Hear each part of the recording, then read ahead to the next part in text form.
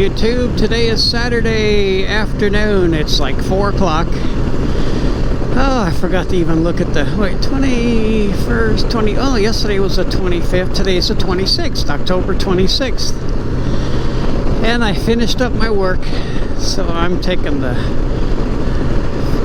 little hour off early and going for a ride. It's a beautiful day. We had a cold front come through all of Texas, believe it or not. We were down at the coast, and it was really nice for every day they were there. Then it started to really rain yesterday. Well, I guess it was, when did we come home? Today is Saturday, so came home Friday, so it started to really rain really heavy on Thursday evening. And then the temp dropped like 40 degrees, probably more than 40 degrees. And it was really cold, I mean really cold and windy, like 40, 50 mile an hour wind at the coast. It was coming out of the north. It usually comes off the Gulf, and it's a warm breeze that comes off the Gulf and blows north. It turned around and went that way.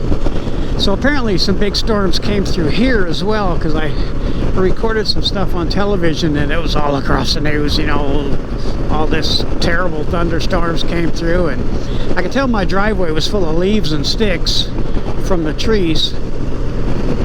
But anyway, it's beautiful now. It's supposed to be, I think tomorrow's supposed to be 77, which is perfect. It's probably, I think it's more than 64. It says 64, but it's pretty nice. I got a jacket on, but I'm not cold or chilly at all. So I'm out for a ride. Haven't ridden in a week. We're just down at the coast, and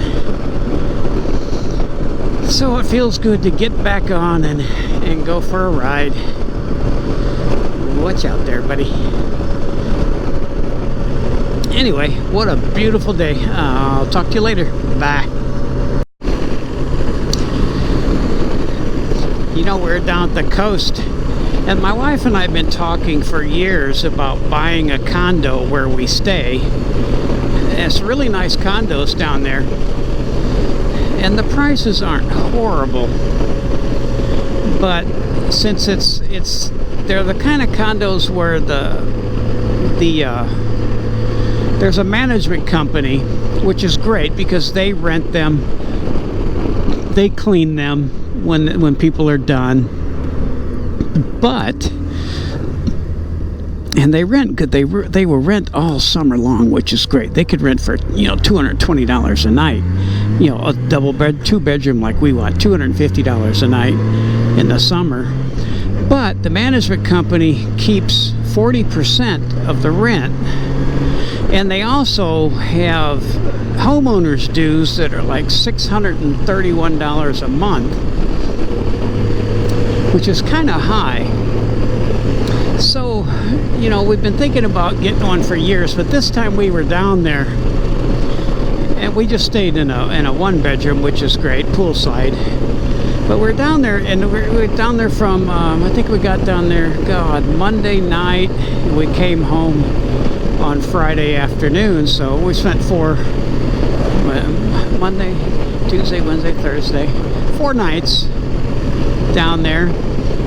And honestly, just, you know, 4 days and 4 nights, I was bored. I mean, I worked, which is kind of good. I'm glad I did, because there's not a, you know, you either walk the beach, swim in the pool, you know, and had some friends down there that go down there for a month, and so we play cards, that kind of thing, and have a good time. But you know, if we just stay 4 nights, I'm kind of bored, and there's not a whole lot to do.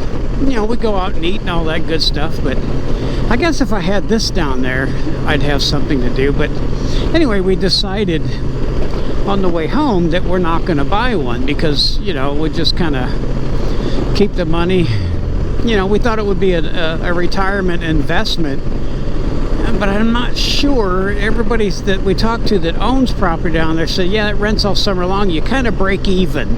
If you pay cash for it, which is like $235,000, you pay cash for it, and you might break even every month, or you break even, you know, you make enough in the summer, you could break even the rest of the year. But I don't know, that just didn't seem, I think we both talked ourselves out of it after this very last trip. You know, I don't think I want to spend the money on that. You know, which is kind of good. We could just, like, you know, when we retire, we'll just have that more extra money that we didn't spend on that thing to live on, you know, that kind of thing. So, in our retirement 401ks, all that good stuff. So we'll be all right. But I don't want to be strapped and have to come up with, you know, we got $600-700 a month in taxes on our house that's paid for, but we still have to save $600-700 a month just to pay taxes, school taxes on it, which is crazy. So we did talk about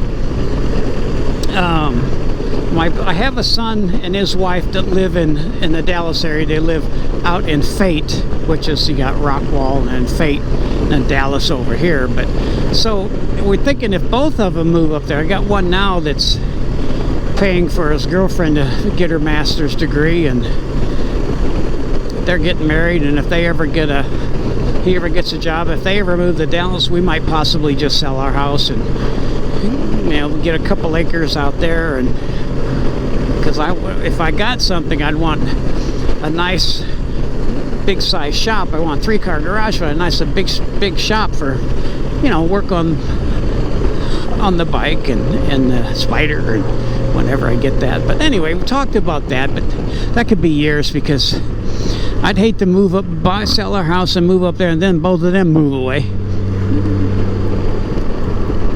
But anyway, we talked about that. I told her I'm not interested. Well, our taxes are incredibly high, so we were talking about actually moving. I had some neighbors that used to live across the street from us years ago, and then they moved to another neighborhood, but now they moved to Salado, and apparently the property taxes are much lower up here. So we talked about that. Salado's a really cool, pretty little town. I might drive up there and take a ride through it. But anyway, we're talking about that kind of stuff. I don't know if I want to get rid of that pool. I'm tired of having a swimming pool in the backyard. It's nothing but a money pit and a lot of work.